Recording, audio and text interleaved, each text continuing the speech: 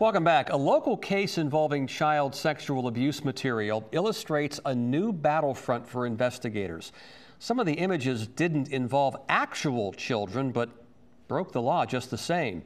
Now there's fear more than ever that your family photos could be transformed into child porn.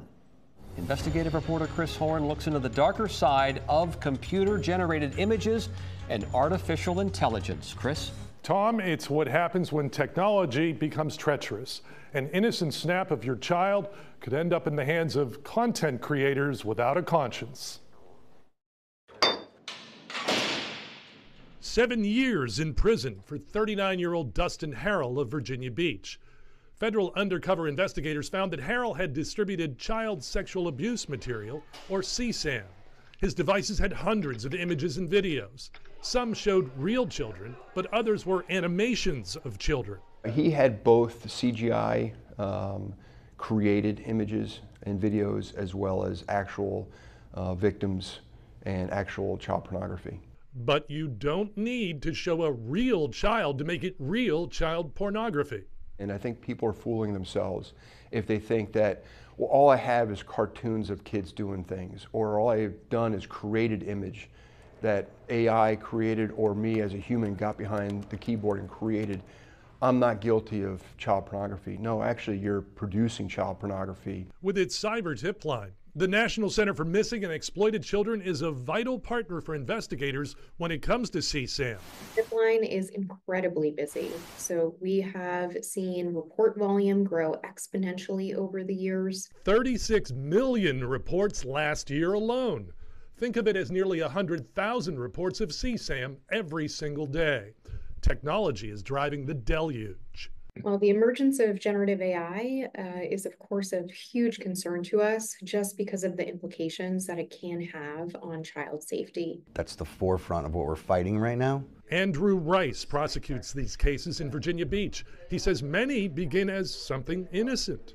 These people are taking random photographs of clothed children. They could go to the beach, at the oceanfront, take a picture of a child, upload it into artificial intelligence, and then that child's clothes are gone. From January 2023 through June of this year, its cyber tip line took in more than 7,000 reports that appear to have generative AI. The concern is just how easy it is to utilize these tools. So there are a number of different sites and apps that are easily found online where even children can be using these to be manipulating imagery, and that imagery has severe consequences. It's very alarming. There are multiple websites, some that you have to pay for, some that are free, that you can go to and upload photographs and create these pictures.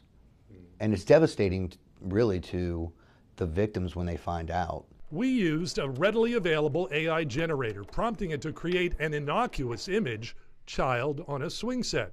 It refused, instead giving us a warning that it could be unsafe material. Please check your kids' cell phones. There is so many social media apps out there right now. There are so many people that are pretending to be people that they're not. Both the FBI and the Virginia Beach Commonwealth's Attorney's Office guard against burnout when it comes to child sexual abuse material. They will either rotate or ask for volunteers to handle those cases to limit the toll of exposure caused by the images. We have links to that cyber tip line I told you about and other resources right now on wavy.com. Chris Horn, 10 in your side.